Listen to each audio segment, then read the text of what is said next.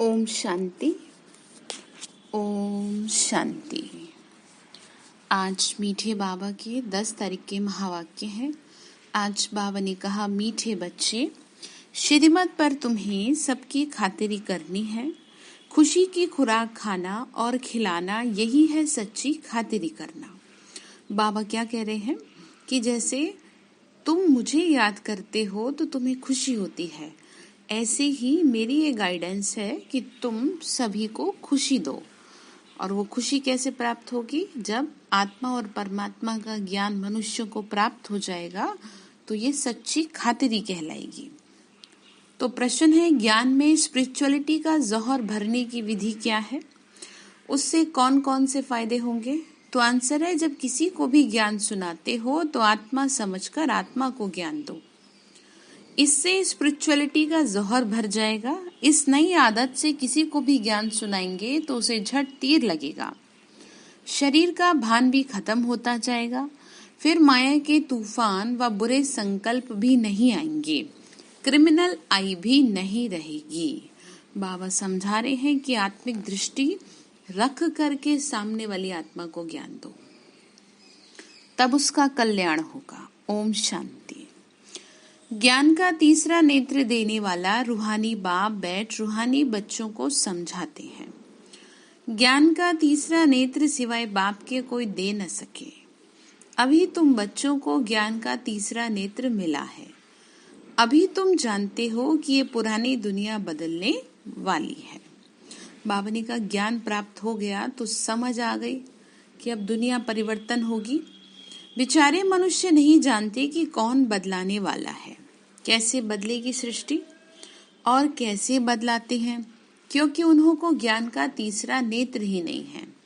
शंकर के तीसरे नेत्र की बात कही है। वास्तव में ऐसे किसी का तीसरा नेत्र नहीं होता। जब ज्ञान प्राप्त हो जाता है आत्मा को तो तीसरा नेत्र खुलता है, अर्थात जिसे क्या कहते हैं, थर्ड आई, स्पिरिचुअल आई। तो हम सभी की कौन सी आंख खुली है? स्पिरिचुअल आई खुली है। ठीक है, मतलब ज्ञान मिला तो जीवन बदला। तो बाबा ने कहा, अभी तुम बच्चों को ज्ञान का तीसरा नेत्र मिला है, जिससे तुम सृष्टि के आदि मध्यांत को जान गए हो।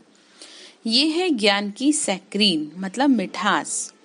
सैक्रीन का एक बूंद भी कितना मीठा होता है, मिठास होता है ना। तो बाबा ने कहा, ज्ञान से जीवन में मिठास आई है। पहले कैसे रहते थे और अब जब से ज्ञान प्राप्त हो गया तब से कितना सुकून है जीवन में। तो ज्ञान का एक भी अक्षर है मन मना भव। ये अक्षर सभी से कितना मीठा है। तो अपने को आत्मा समझ बाप को याद करो। बाप शांति धाम और सुख धाम का रास्ता बता रहे हैं। बाप आए हैं बच्चों को स्वर्ग का वर्षा देने। तो बच्चों को कितनी खुशी रहनी चाहिए। बाबा ने कहा, तुमको मैंने रास्ता बताया है। ठीक है, रास्ता कौन सा बता रहे हैं? नई दुनिया में जाने का। कहते भी हैं, खुशी जैसी खुराक नहीं। जो सदैव खुशी मौज में रहते हैं उनके लिए वह जैसे खुराक होती है। कुछ लोग हमेशा खुश रहते हैं और कुछ लोग हमेशा दुखी रहते हैं, और वो दूसरों को भी दुख ही देते हैं अपने व्यवहार से। ठीक है, तो बाबा कह रहे, तुम मेरे बने हो तो तुम दूसरों के कल्याण की भावना रखो, दूसरों को खुशी दो। ये नहीं कि दूसरों को दुख दे। दुख कैसे होता है बता दिए ना आपको। तो कम से कम जिन्हें ज्ञान मिला है वो तो ना ऐसा बने कि दूसरों को दुख देने का कारण बने। भगवान के बने हैं तो कुछ और नहीं दे सकते, तो कम से कम खुश तो रहें। तो जब खुश रहेंगे तो क्या होगा? खुशी के वाइब्रेशन फैलेंगे, तो घर परिवार का वातावरण अच्छा रहेगा। अब ये नहीं कि चीजें बेहतर हो तब हम खुश रहें, तो वो तो आप भूल जाओ, क्योंकि कलयुग आखिरी स्टेज पर चल रहा है। आपको स्वयं को बेहतर बनाना पड़ेगा, तब अपने आप चीजें बेहतर हो जाएंगी। भगवान की याद, उससे बात एक नियम बनाना पड़ेगा जीवन का, तब ठीक ठाक रहेगा सभी। तो बाबा ने क्या कहा? कहते भी हैं खुशी जैसी खुराक नहीं। तो बाबा कह रहे हैं कि ना, जो सदैव खुशी मौज में रहते हैं उनके लिए वही खुराक है। 21 जन्म मौज में रहने की ये जबरदस्त खुराक है। देखो कितनी बड़ी आपको बादशाही मिल रही है 21 जन्मों के लिए। किसी को अपने एक जीवन का नहीं पता होता, यहाँ भगवान आपकी गारंटी ले रहा है। तो ये खुराक सदैव एक दो को खिलाते रहो, अर्थात ज्ञान देते रहो। जो मनों से मुरझा गए हैं उनको ज्ञान का तीसरा नेत्र दो, ठीक है। उनका तीसरा नेत्र खुलेगा तो खुशी मिलेगी। एक दो की जबरदस्त खातिरी ये करनी है, ऐसी खातिरी और कोई मनुष्य की कर ना सके। बाबा ने कहा खुशी का दान करो।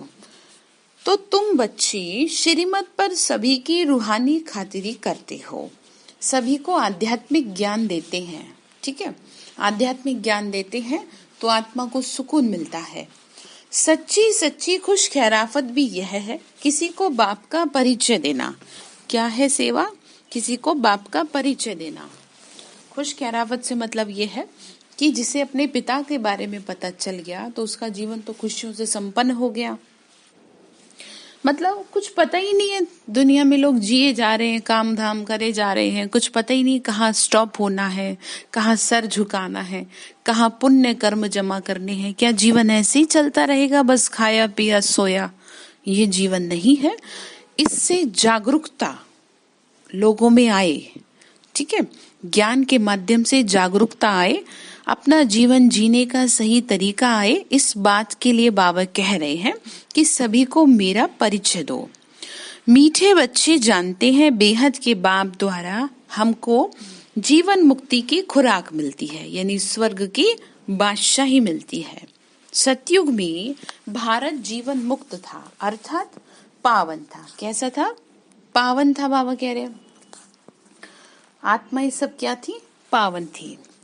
बाबा ने कहा बाप बहुत बड़ी ऊंची खुराक देते हैं, तभी तो गायन है ना, अतीन्द्रिय सुख पूछना हो तो गोपियों से पूछो।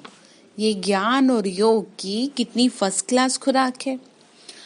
और ये खुराक एक ही रूहानी सर्जन के पास है और किसी को भी इस खुराक का मालूम ही नहीं है। बाबा ने कहा मैं ही तो हूँ जो तुम्हें ये बात बताता हूँ कि तुम जो अपने आप को शरीर समझ के बैठे हो, ये तुम्हारे सारे दुखों की जड़ है। तुम आत्मा हो, ठीक है।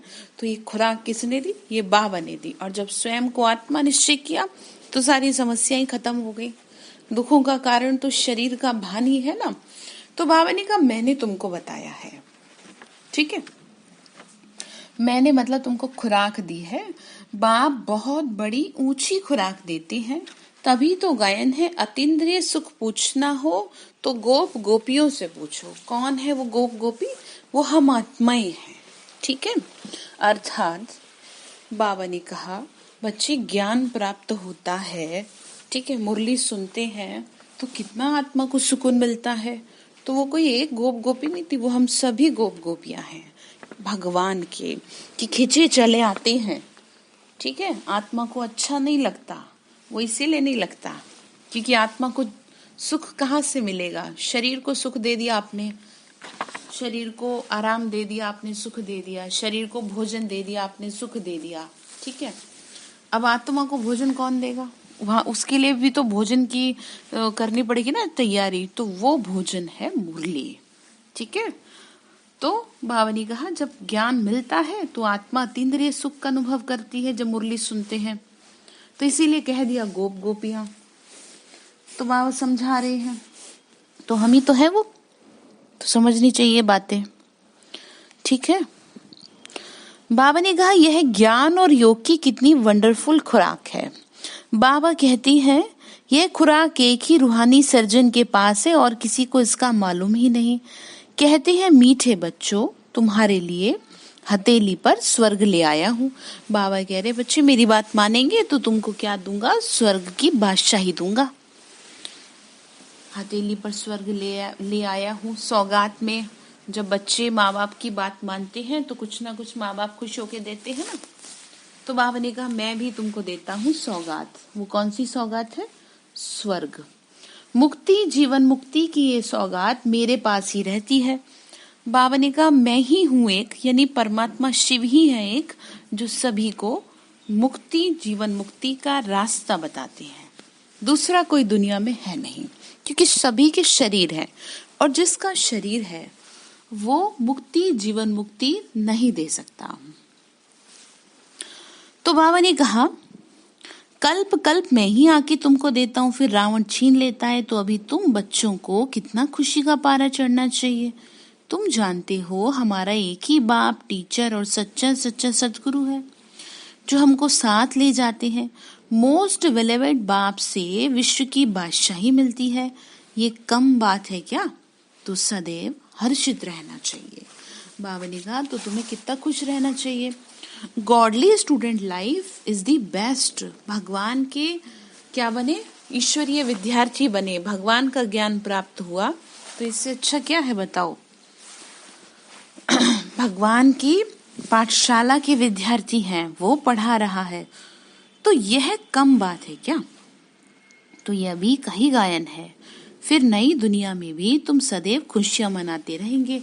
स्वर्ग में आत्मा रहेगी, हमेशा खुश रहेगी। दुनिया नहीं जानती कि सच्ची सच्ची खुशियां कब मनाई जाएंगी। दुनिया में तो लोगों को बहाना चाहिए, ठीक है ना, यानी बहाना ढूंढते हैं लोग खुश होने का, अदरवाइज तो किसी के चेहरे पे मुस्कुराहट भी नहीं आती। लेकिन हमारे लिए सदैव त्योहार है, हम हमेशा खुश रहते हैं, क्योंकि आत्मा को हमेशा एनर्जी मिली रहती है। तो बाबा ने कहा दुनिया को नहीं पता, मनुष्यों को तो सतयुग का ज्ञान ही नहीं है, तो यहाँ ही मनाते रहते हैं। परंतु इस पुरानी दुनिया में तो खुशी कहाँ से आई? यहाँ तो त्राही त्राही करते रहते हैं। कितना दुख में होती है आत्मा, तो कष्ट पाती है ना, त्राही त्राही करती है आत्मा। तो कितना दुख की दुनिया है। क्या कह रहे? किसकी दुनिया है ये? दुखों की दुनिया है। दुख ही दुख भरे पड़े हैं, कोई आत्मा सुख में नहीं है। किसी को एक चीज का सुख है तो दूसरा दुख है, कोई संपूर्ण रूप से सुख नहीं है किसी को भी। तो बाबा तुम बच्चों को कितना सहज रास्ता बताते हैं। गृहस्थ व्यवहार में रहते कमल फूल समान रहो, धंधा दौरी आदि करते भी मुझे याद करते रहो।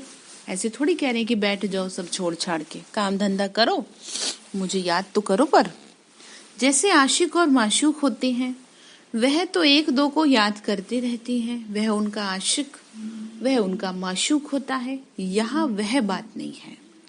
यहाँ तो तुम सभी एक माशूक अर्थात भगवान के जन्म जन्मांतर के आशिक रहे हो। मतलब हम भगवान को कितना प्यार करते हैं, और हमेशा से ही प्यार करते आए हैं, और कोई एक नहीं है, हर कोई भगवान को प्यार करता है। वो तो जीवन में दुखों की वजह से कुछ भी बोल देते हैं, लेकिन फाइनली सभी रुकते तो भगवान के पास जाकर ही हैं।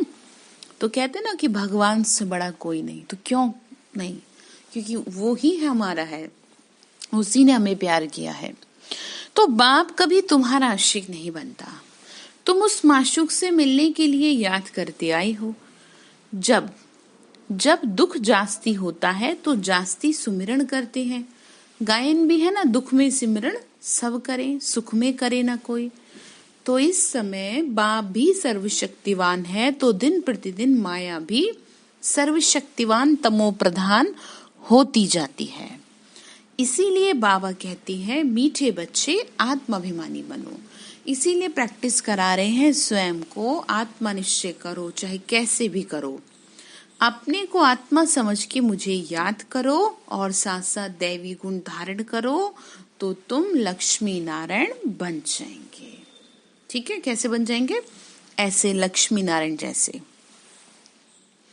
तो इस पढ़ाई में मुख्य बात है याद की। ऊंचे ते ऊंचे बाप को बहुत प्यार स्नेह से याद करना चाहिए।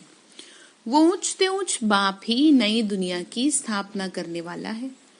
तो वो कहते हैं मैं आया हूँ तुम बच्चों को विश्व का मालिक बनाने। इसीलिए अब मुझे याद करो तो तुम्हारे अनेक जन्मों के पाप कट जाएंगे। बाबा क्या कह रहे? देखो तुम मुझे याद करो, अब मुझे याद करोगे तो तुम्हारी आत्मा पे से बोझा कम होने लगेगा। और वो बोझा कौन सा है? विकारों का बोझा है। तो समझ में आ रही बात? तो बाबा फिर आगे क्या कह रहे? बाबा कह रहे इसीलिए अब तुम मुझे याद करो। पतित पावन बाप को ही बुलाते हैं। अब बाप आए हैं तो जरूर पावन बनना पड़ेगा। ठीक है, बुलाया है और बुलाया भी भगवान को है तो वो पावन तो बनाएगा ना। तो बाप दुख हरता सुख करता है। बरोबर सतयुग में पावन दुनिया थी तो सभी सुखी थे। अब बाबा फिर से कहते हैं बच्चे शांति धाम और सुख धाम को याद करते रहो। अभी है संगम युग। अभी क्या है? संगम युग। कि भैया इस पार से तुमको उस पार ले जा रहे हैं। ठीक है, गीत भी है ना। तो बाबा ने कहा मैं क्या कर रहा हूं, तुमको उस पार लेके जा रहा हूं। तो नैया कोई एक की नहीं है इस समय, सारी दुनिया जैसे कि एक बड़ा जहाज है। उसको क्या करना है? उसको इस पार से उस पार लेके जाना है। तो तुम बच्चों को कितनी खुशियां होनी चाहिए, कितना खुश रहना चाहिए, पर रहते ही नहीं है।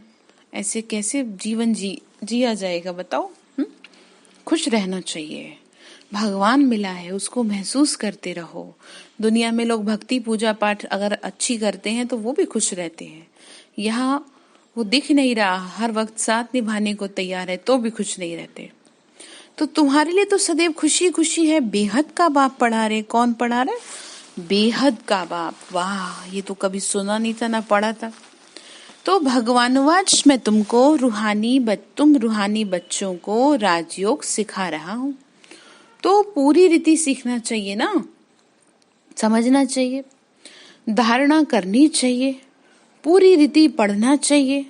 पढ़ाई में नंबरवार तो सदैव होते ही हैं। बाबा ने कहा कि देखो ठीक है, पर तुम कोशिश तो करो कि मुझे बेस्ट करना है। नंबरवार तो होते, लेकिन अपना संकल्प भी तो अच्छा देने का करना चाहिए। अपने को देखना चाहिए, मैं उत्तम हूँ, मध्यम हूँ व कनिष्ठ हूँ। चेकिंग करनी चाहिए।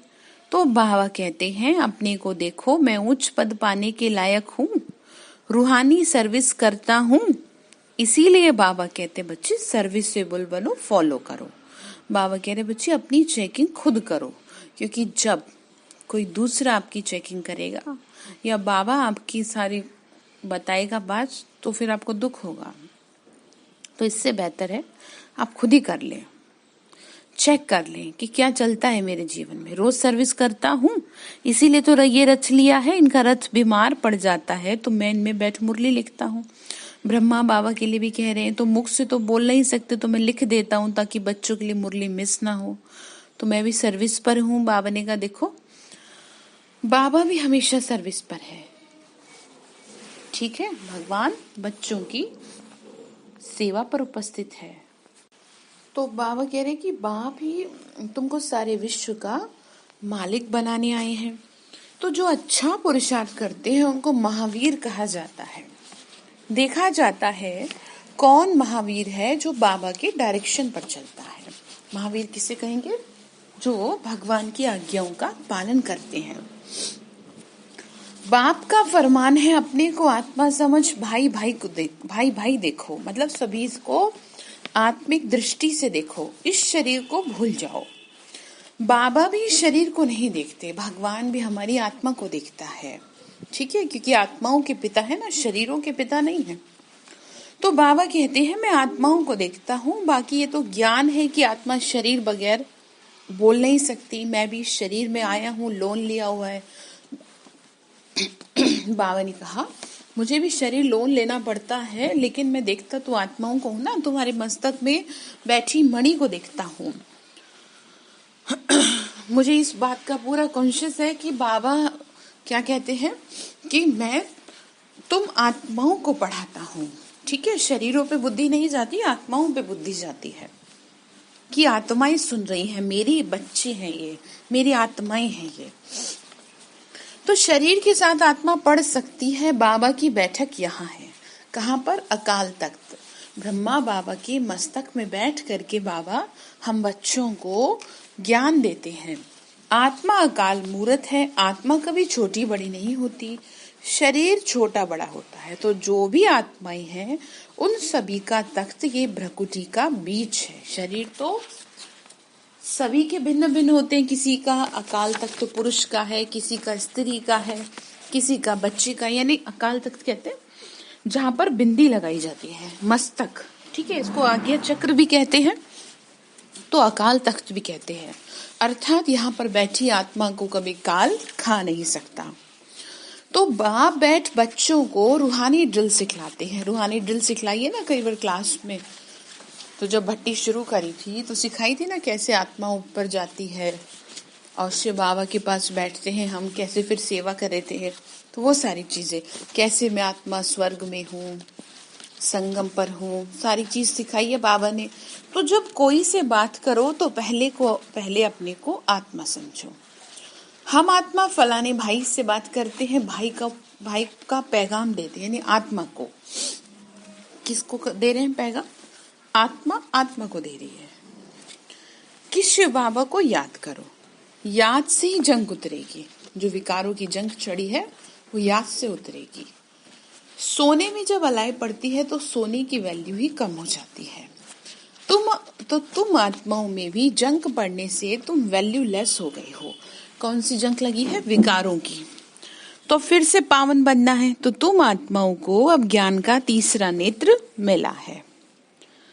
उस नेत्र से अपने भाइयों को देखो, यानी आत्माओं को देखो। सब आत्माएं हैं। मस्तक मणि, मस्तक में देखो चमक रही है। सॉरी। तो क्या कहा? भाई भाई को देखने से कर्मेंद्रियों में कभी चंचलता नहीं होगी। राजभाग लेना है, विश्व का मालिक बनना है तो मेहनत करो। भाई भाई समझ सभी को ज्ञान दो तो फिर आदत पक्की हो जाएगी। सभी भगवान के बच्चे हैं। आत्मिक दृष्टि अपना ले। सच्चे ब्रदर्स तुम सभी हो। बाप भी ऊपर से आए हैं, तुम भी आए हो। भगवान के पास बैठे थे, शरीर नीचे आके धारण किया, तो बाप बच्चों सहित सर्विस पर है। सर्विस करने की बाप हिम्मत देते हैं। बाबा ने कहा मैं तुम्हारी सर्विस पर हूं, तुम विश्व की सेवा पर हो। तुम्हें विश्व के कल्याण के निमित्त बनना है। हिम्मते मर्दा, यह प्रैक्टिस करनी है। मतलब हिम्मत तो बच्चों को करनी पड़ेगी ना। मददे खुदा, तो वो मदद करेगा। तो मैं आत्मा भाई को पढ़ाता हूँ। आत्मा पढ़ती है ना, तो इसको स्पिरिचुअल नॉलेज कहा जाता है। इसको क्या कहेंगे? आध्यात्मिक ज्ञान पढ़ रही है आत्मा बैठ करके। जो रूहानी बाप से मिलती है पढ़ाई, जो ज्ञान है बाबा से मिलता है ना, तो संगम पर ही बाबा नॉलेज देते हैं कि अपने को आत्मा समझो। तुम नंगे आए थे, अर्थात यहाँ शरीर धारण कर तुमने पाठ बजाए। आत्मा ऊपर से शरीर लेके थोड़ी उतरती है। ऊपर से तो आत्मा बिल्कुल अकेली होती है, ठीक है। बाद में शरीर में प्रवेश करती है तो वापस चलना होगा। इसीलिए अपने को आत्मा समझ भाई भाई की दृष्टि से देखो। बाबा ने कहा जैसे आए थे वापस वैसे ही लेके जाऊंगा। शरीरों को थोड़ी मैं तुम्हारे लेके जाऊंगा। जैसा भेजा था साफ सुथरा वैसे ही करके ले जाऊंगा। तो तुम बच्चों को मेहनत करनी है। दूसरे में हमारा क्या जाता है? चैरिटी बिगिंस एट होम, अर्थात पहले खुद को आत्मा समझ फिर भाइयों को समझाओ तो अच्छी रीति तीर लगेगा। यानी पहले स्वयं आत्मा का पाठ पक्का करो, तब दूसरों को ज्ञान दो कि अपने को आत्मा समझें और परमात्मा को याद करें। यही है सत्य ज्ञान। ये जोहर भरना है। बाबा ने कहा जब तक स्वयं की स्थिति सही नहीं होगी तब तक तीर नहीं लगेगा। मेहनत करेंगे तभी उच्च पद पाएंगे। तो बाप आए ही है फल देने के लिए, तो मेहनत करनी पड़ती है। बाबा क्या कह रहे हैं? मैं कैसे दूंगा तुम्हें कुछ कर्म का फल? कुछ करोगे, तुम मेहनत करोगे, पुरुषार्थ करोगे, तभी तो तुम्हें फल मिलेगा उस चीज का। तुम्हें स्वयं पे काम करना पड़ेगा। बिना करे तो कुछ होगा नहीं। यहाँ कोई पूजा पाठ करने को तो आपसे कह नहीं रहे, बस स्वयं को आत्मा निश्चय करने को कह रहे हैं। तो कैसे भी करो, ये पाठ पक्का करो। जिसे ब्रह्मा बाबा ने लिख लिख के किया, तुम भी करो, पर करो। कुछ सहन भी करना पड़ता है। तो बाबा ने फिर कहा तुम्हें कोई उल्टी सुल्टी बात बोले तो तुम चुप रहो। तुम चुप रहेंगे फिर दूसरा क्या करेगा? बाबा ने कहा बहसबाजी नहीं करनी है। ताली दो हाथ से बजती है। एक ने मुख की ताली बजाई, दूसरा चुप कर दे तो आप ही चुप हो जाएगा। कितनी देर तक बोलेगा कोई सामने वाला? ताली से ताली बजने से आवाज होती है। बच्चों को एक दो का कल्याण करना है।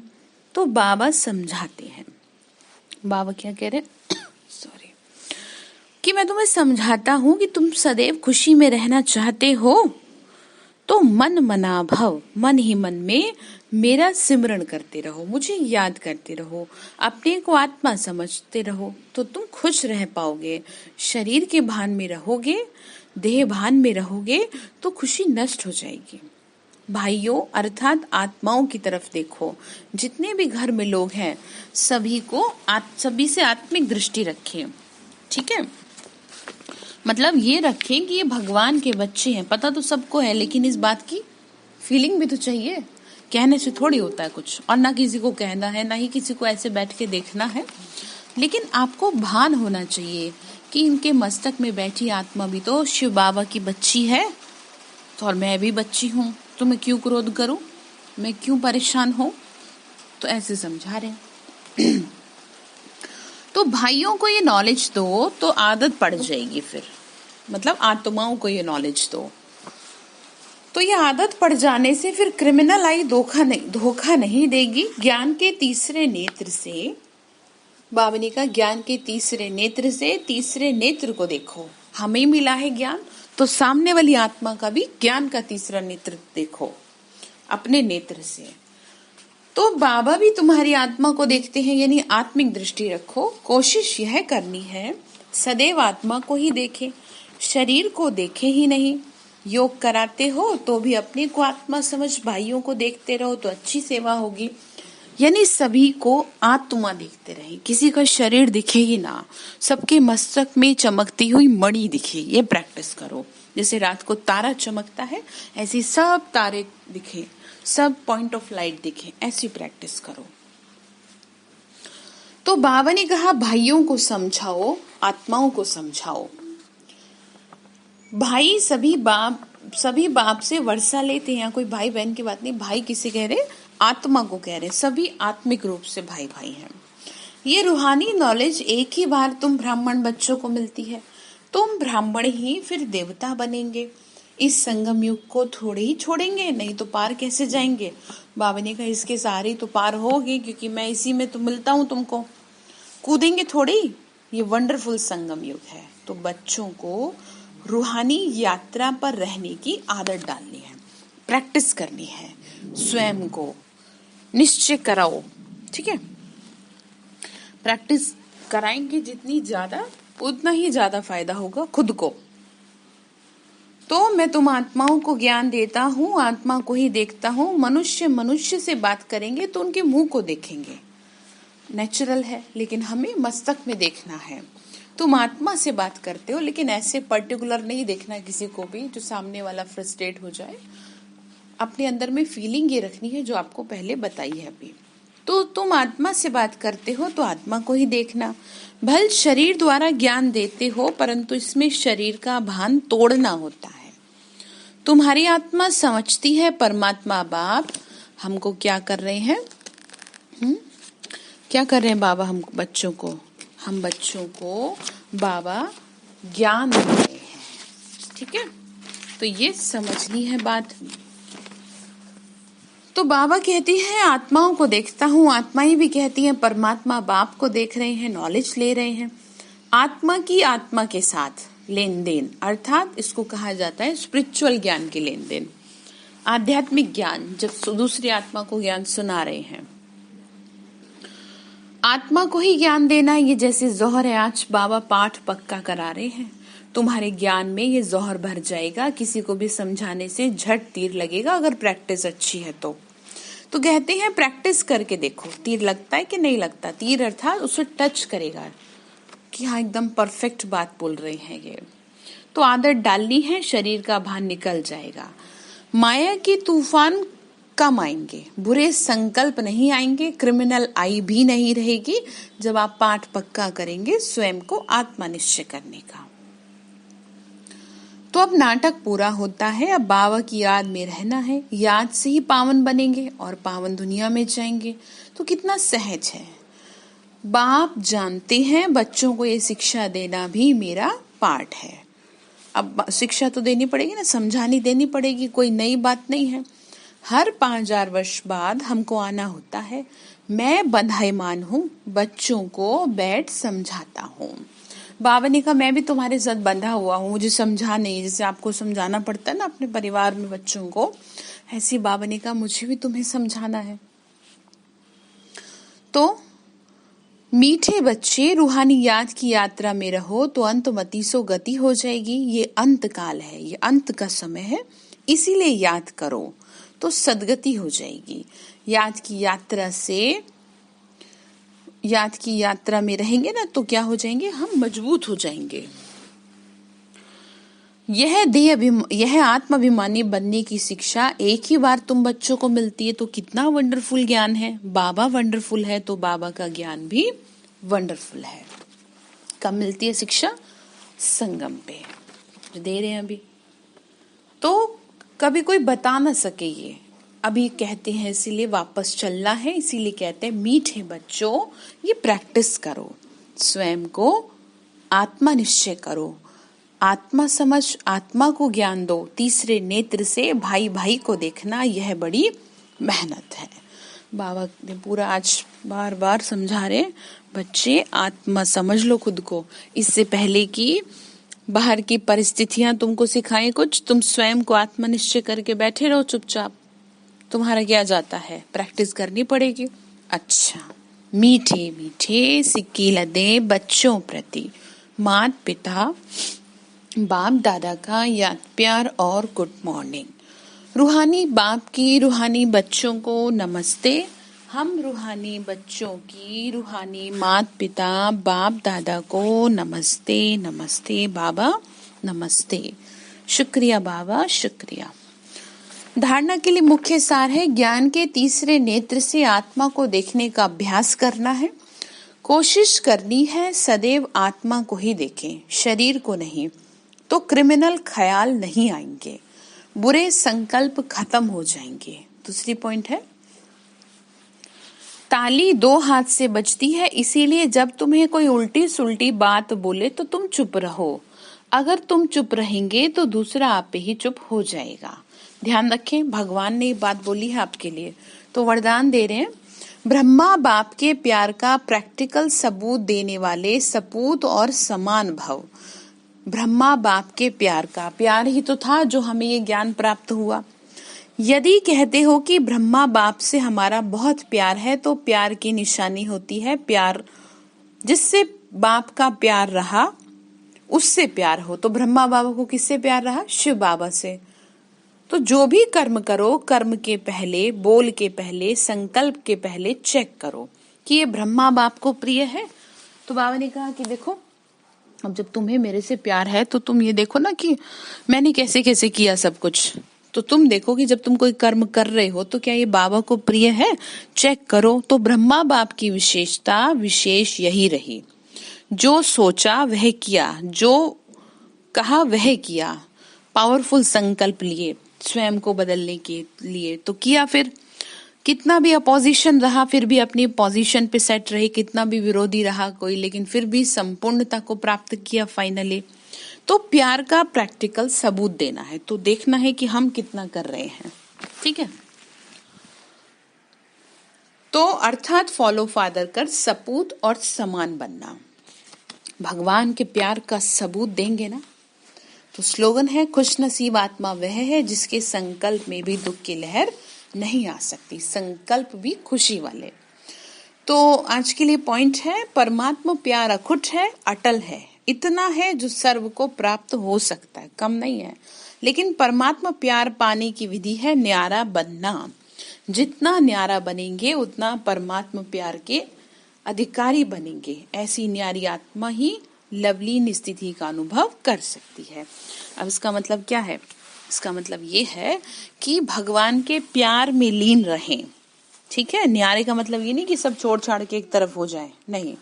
न्यारे का मतलब ये है व्यर्थ से न्यारे, गंदगी से दूर, इस बात का कहा जा रहा है। जो भगवान से हमें दूर करे वो गंदगी है और वो भगवान को प्रिय नहीं है। परिवार में रहते न्यारा अर्थात प्रभु का प्यारा, ठीक है। तो आज के लिए आपका होमवर्क ये है कि अगर कोई कुछ उल्टी सुल्टी बातें बोले तो आपको बहस नहीं करनी है, ध्यान रखना है, स्थिति खराब नहीं करनी। भगवान ने मना किया है कि मुझे चुप रहना है, तो ध्यान रखना, अगर पेपर आए तो पास हो जाना। अच्छा, ओम शांति।